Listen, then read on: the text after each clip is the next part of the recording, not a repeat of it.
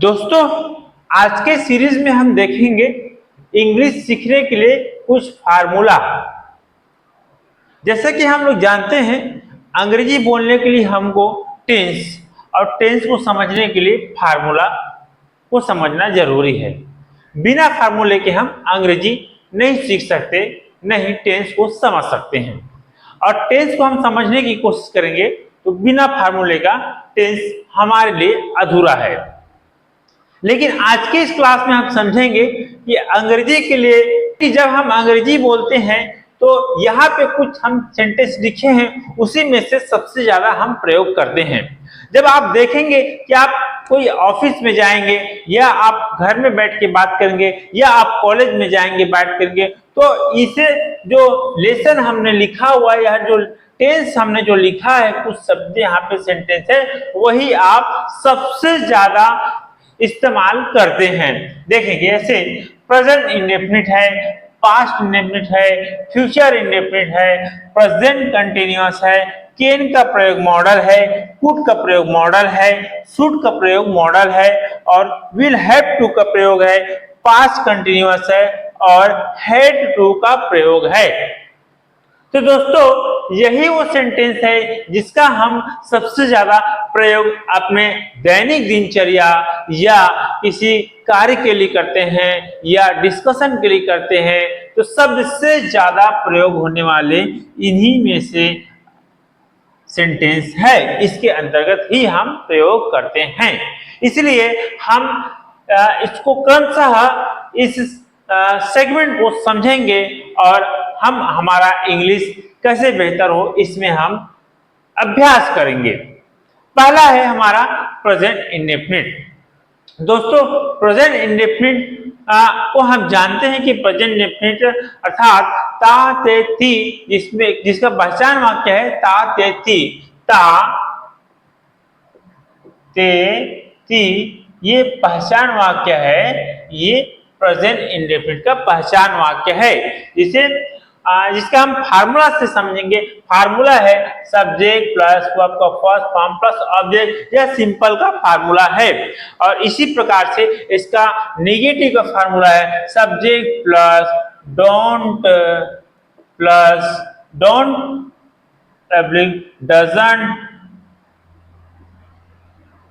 Doesn't plus verb का first form plus object, यह negative का फार्मूला है। इसी प्रकार से इंटरगेटिव का फार्मूला है do does plus subject plus verb का फर्स्ट फॉर्म प्लस ऑब्जेक्ट। और इसी प्रकार इंटरगेटिव का फार्मूला है don't doesn't plus subject plus verb का फर्स्ट फॉर्म प्लस ऑब्जेक्ट, यह प्रेजेंट इंडेफिनिट का फार्मूला है। और इसी फार्मूले में हम सभी सेंटेंस को रखते हैं। जैसे मैं अंग्रेजी बोलता हूं, आई स्पीक इंग्लिश। मैं अंग्रेजी नहीं बोलता हूं, आई डोंट स्पीक इंग्लिश। क्या मैं अंग्रेजी बोलता हूं? Do I speak English. क्या मैं अंग्रेजी नहीं बोलता हूं?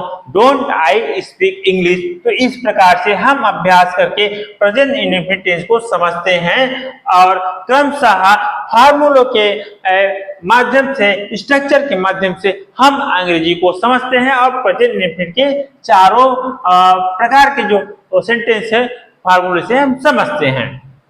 आइए इसी प्रकार से हम कुछ एग्जांपल प्रेजेंट इंडेफिनिट के लेते हैं। जैसे मैं कॉलेज जाता हूं, आई गो टू कॉलेज। मैं कॉलेज नहीं जाता हूं, I don't go to college. क्या मैं कॉलेज जाता हूं?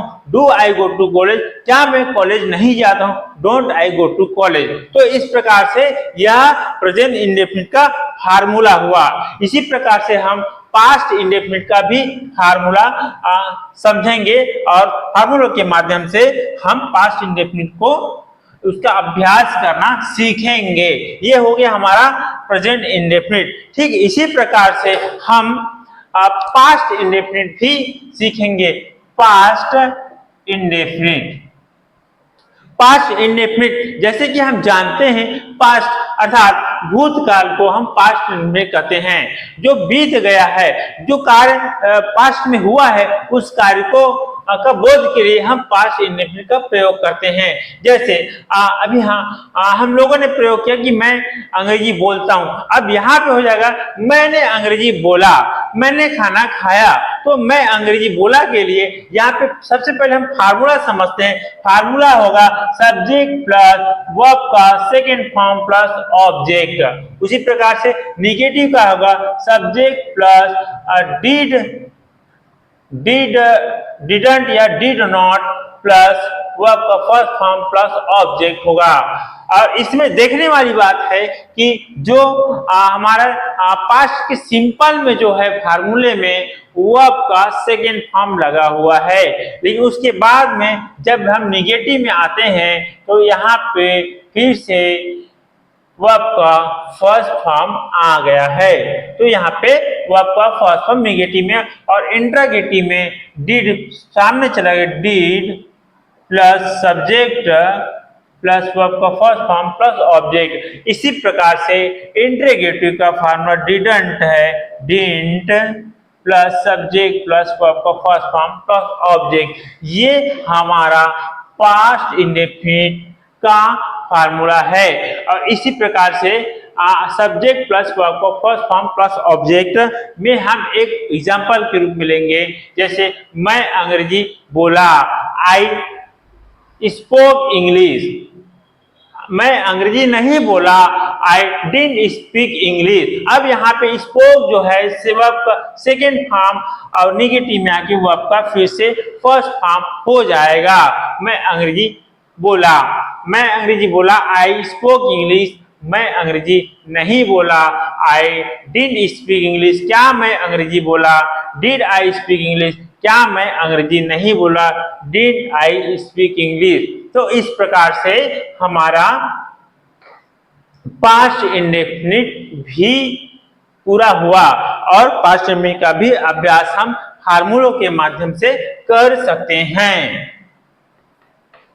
दोस्तों सबसे महत्वपूर्ण चीज है, हम जब पास्ट इंडेफिनिट या प्रेजेंट इंडेफिनिट या कोई भी टेंस समझते हैं तो फार्मूलों में पहले हम सब्जेक्ट और वर्ब और ऑब्जेक्ट को पहचानना सीखते हैं।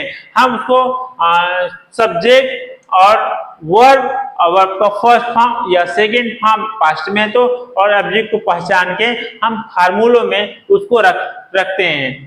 उसके बाद में हम फ्यूचर इंडेफिनिट की बात करते हैं। फ्यूचर इंडेफिनिट का भी फार्मूला हम समझते हैं, subject plus will plus verb का फर्स्ट फॉर्म प्लस ऑब्जेक्ट हो गया।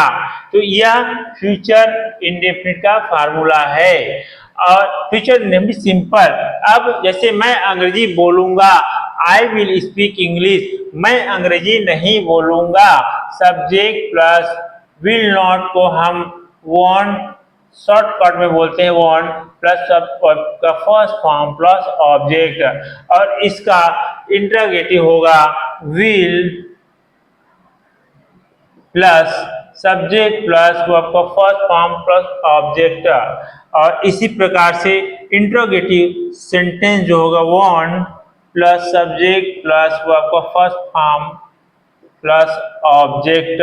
तो यह जो है हमारा फ्यूचर इंडेफिनिट का फार्मूला है। इसका एग्जांपल के समझते हैं, मैं अंग्रेजी बोलूंगा, आई विल स्पीक इंग्लिश। मैं अंग्रेजी नहीं बोलूंगा, आई वोंट स्पीक इंग्लिश। क्या मैं अंग्रेजी बोलूंगा? Will I speak English. क्या मैं अंग्रेजी नहीं बोलूंगा? Won't I speak English. तो यह हमारा फ्यूचर इंडेफिनिट का फार्मूला है। इसी प्रकार से हम फ्यूचर का भी अभ्यास करेंगे।